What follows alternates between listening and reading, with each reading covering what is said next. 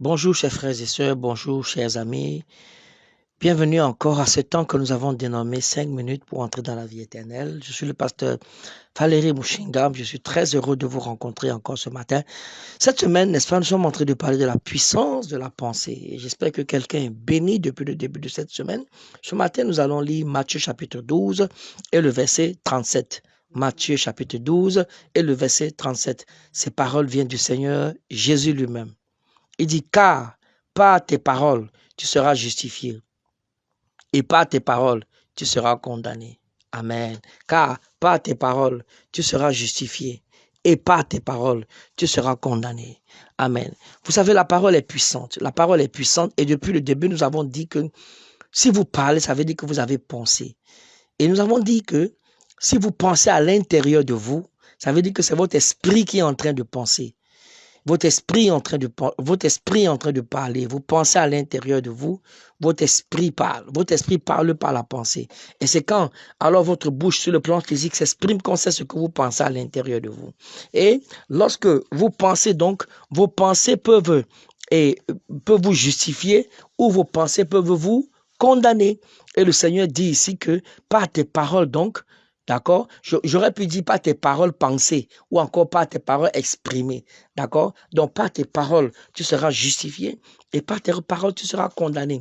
Donc, ça veut dire que je dois faire attention à ce que je pense tous les jours. Je dois faire attention à ce qui m'anime. Je dois faire attention à ce que je dis de ma bouche. Vous entendez? Jésus dit ici, c'est le Maître Jésus lui-même qui parle. Il dit, par tes paroles, tu seras béni. Par tes paroles, tu seras élevé. Par tes paroles, tu seras guéri. Vous savez, par tes paroles, tu seras sauvé. La Bible dit que si tu crois dans ton cœur, tu es juste. Mais si tu confesses de ta bouche, tu es sauvé. Donc, il faut confesser de sa bouche pour être béni. Il faut être confessé de sa bouche pour être délivré. Trop de gens ferment leur bouche. Quelqu'un a dit qu'une bouche fermée est une destinée bloquée. J'aime cette pensée. Une bouche fermée est une destinée bloquée. Ça veut dire, et beaucoup de gens attendent, n'est-ce pas, que voilà, et que d'autres personnes viennent parler sur leur vie. Il y a beaucoup qui attendent que l'homme de Dieu dans leur église ou encore le prophète vienne dire des paroles dans leur vie. Non, vous êtes votre propre prophète. Vous êtes votre propre prophétesse. Vous n'avez pas besoin d'attendre un jour d'église, une seule fois, n'est-ce pas, le dimanche, ou une seule fois ou 2 fois dans la semaine. Non, tous les jours, vous pouvez prophétiser sur sur votre vie, j'allais dire. Tous les jours, vous pouvez déclarer de bonnes choses. Vous pouvez confesser de bonnes choses. Je vais dire, vous pouvez confesser la puissante parole de Dieu. La Bible dit, la mort et la vie sont sur le pouvoir de votre langue. Vous entendez? Et celui qui l'aime en mangera les fruits. Proverbe 18, 21. La mort et la vie sont sur le pouvoir de notre langue. C'est extraordinaire. Nous pourrons développer ce seul verset-là pendant près d'1 mois. La mort est sur votre langue. Et c'est quoi la mort? La mort, c'est la maladie. La mort, c'est l'échec. La mort, c'est le divorce. La mort, c'est le célibat pour certains qui sont appelés à se marier. La mort, n'est-ce pas, alors c'est l'escroquerie. La mort, n'est-ce pas, c'est un cœur rempli d'amertume. C'est tout ça, la mort. Et il dit donc que la mort est sur votre langue. Il dit la vie aussi est sur votre langue. La vie, c'est la guérison. La vie, c'est la santé. La vie, c'est un mariage heureux. La vie, c'est de beaux enfants. La vie, c'est, voilà, la vie, c'est un grand compte en banque. La vie, c'est ce que vous pouvez imaginer autour de vous. Et il dit que ces choses qui sont bien sont sur votre langue. C'est extraordinaire. Voilà pourquoi Satan se bat. Écoutez-moi, Satan se bat pour que soit les gens ne parlent pas du tout, soit les gens se taisent et ils ne disent rien. Et la nature a horreur du vide. Si vous ne dites rien, Satan est le prince de la puissance de l'air. C'est ce que dit Éphésiens 2. Si vous ne dites rien, les démons vont dire des choses sur vos vies. Les démons vont prophétiser des choses sur vos vies. Écoute-moi, ton voisin, ton frère, ta soeur, ton ami ne veut pas forcément ton bien. Est-ce que tu m'entends? Donc, tu dois parler sur ta vie. Tu dois dire des choses sur ta vie. Tu dois justifier ta vie. Jésus dit que tes paroles, il n'a pas dit pas les paroles de ton père, pas les paroles de ta mère, pas les paroles de ton pasteur, pas les paroles de ton prophète, pas les paroles de ton cousin ou de ta cousine, pas tes propres paroles, pas tes propres paroles. Tu m'entends ce matin? Et la Bible dit dans Isaïe chapitre 54, le verset 17, il dit quoi, Isaïe 54, verset 17? Il dit, toute âme forgée contre toi, n'est-ce pas, alors, et sera condamnée. Il dit que et puis il ajoute en disant que toute langue qui se lèvera contre toi, tu la condamneras. toi, tu vas condamner cette langue, pas quelqu'un d'autre. Est-ce que tu m'entends? Ça veut dire que si un sorcier s'est levé dans ton quartier, dans ton environnement, dans ton lieu de travail, ou que sais-je encore, et il a dit des choses, tu as le pouvoir parce que Jésus est à l'intérieur de toi. Tu as le pouvoir, tu n'as pas besoin d'avoir peur, tu n'as pas besoin d'avoir dit un sorcier a dit ceci, ou quelqu'un, non. Jésus dit, tu vas condamner ces paroles. C'est ce que Ésaïe dit, et c'est ce que le Seigneur Jésus dit ici ce matin. Il dit, par tes paroles, tu seras condamné, ta vie sera condamnée, ta vie ne va pas marcher. Ta vie sera ceci, ou encore par tes paroles, tu seras libéré. J'ai envie de poser la question à quelqu'un ce matin.